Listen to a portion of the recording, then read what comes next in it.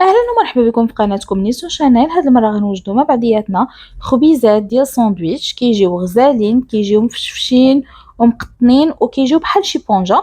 ممكن نحضروهم للفطور، ممكن نصيبو بهم ساندويتش، ممكن اننا نديروهم في اللانش بوكس للوليدات ولا للناس اللي خدامين وما كيكونش عندهم وقيت، وممكن نحتفظوا بهم في المجمد. نجيو مع بعضياتنا نشوفوا الوصفه. ما تنسوش تابوناو وتفعلوا الجرس باش دائما توصلوا بالجديد، وما تبخلوش علينا بتعليقاتكم في اعجابكم الفيديو.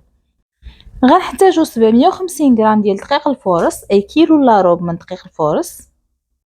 غنعطيكم المقادير بالتدقيق. نديرو معلقه صغيره عامره ديال الملح، غادي نضيف معلقه كبيره ونص ديال الخميره،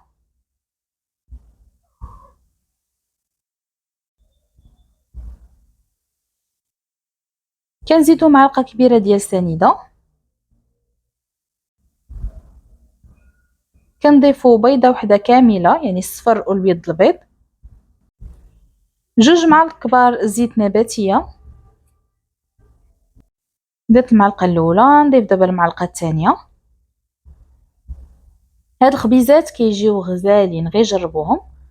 كنديرو 2 معالق كبار ديال الزبده بحراره المطبخ، ما خصهاش تكون بارده، خصها تكون لينه. وكنضيف 2 معالق كبار ممسوحين ديال بودره الحليب.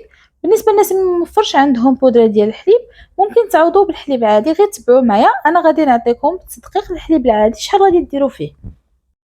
غادي نديرو 350 ملل ديال الماء دافي، اي 3 الكيسان الا ربع بعبر كاس العنبه. بالنسبه للناس اللي داروا الحليب العادي، غادي يديروا نص حليب ونص ماء. غادي نخليوها تجن 7 ديال الدقائق.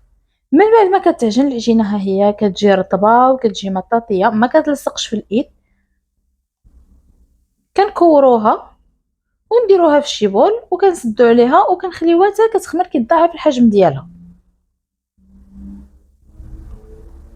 هاد الخبيزات كيجيو هشاشين وكيجيو رطيطبين بحال شي بونجا.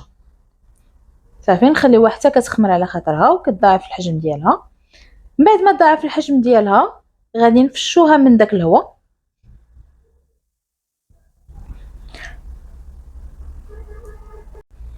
غادي نحطوها دابا في سطح العمل.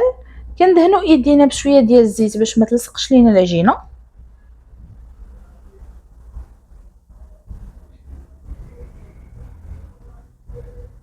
ما تنسوش تابوناو وتفعلوا الجرس باش دائما توصلوا بالجديد، وما تبخلوش علينا بتعليقاتكم وباعجابكم الفيديو. غادي نقسموا دابا العجينه، انا قسمتها على 8.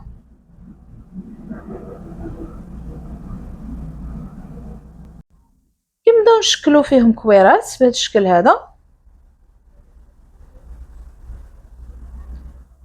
غادي نكمل العجينه كامله بنفس الطريقه.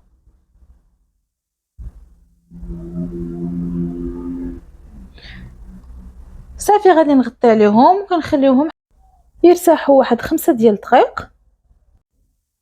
نبداو دابا نشكلوا الخبيزات ديالنا. كناخذوا كويره، غادي نقرصوها او غادي نسرحوها عفوا بهذا الشكل هذا بالمدلك اولا بالايد.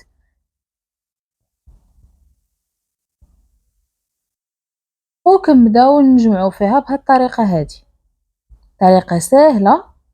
صافي وكنقرصوها بهذا الشكل هذا باش كنجمعوا العجينه، وهذيك الجهه هي اللي غادي تكون لتحت.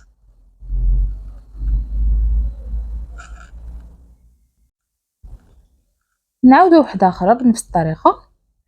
كنسرحوا العجينه بالمدلك او بالايد كيف قلت لكم. غادي نلويوها بهذا الشكل هذا وغادي نقرصوها باش كنجمعوا العجينه.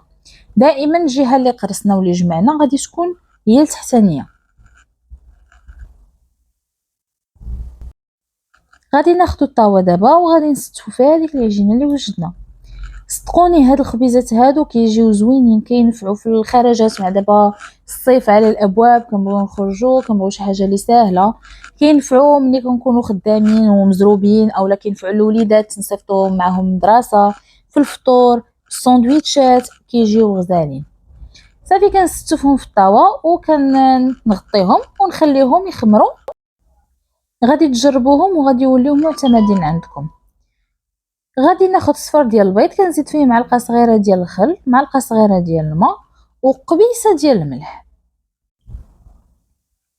كنحرك كلشي ومن بعد ما خمرت عفوا العجينه، غادي ندهنها بهذاك الصفر ديال البيض اللي درنا فيه الخل ودرنا فيه الماء والملحه. كندهنهم كاملين. بالنسبه للزين انا زينتهم بالزنجلان الابيض، ممكن تزينوهم بالزنجلان العادي، ممكن تخليوهم هكاك يعني عاديين سامبل، ممكن ديروا اي حاجه بغيتو. بالنسبه للفران خصنا نكونوا مسخنينه قبل حتى يسخن مزيان، عاد كنحطوهم في الفران وكنقصوه على درجه حراره 180 درجه باش يلا كيطيبوا لينا على خاطرهم.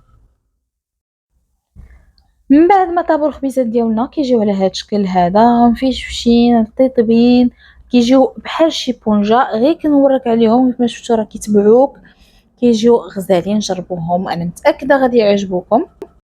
كيجي المذاق ديالهم روعه، كينفعوا في اي حاجه، في سندويتشات، في خرجات، يعني في اي حاجه كيكونوا ساهلين وحسن الف مره من اللي كيتباعوا على برا. غادي نحل معكم وحده باش تشوفوها كيف عامله من الداخل.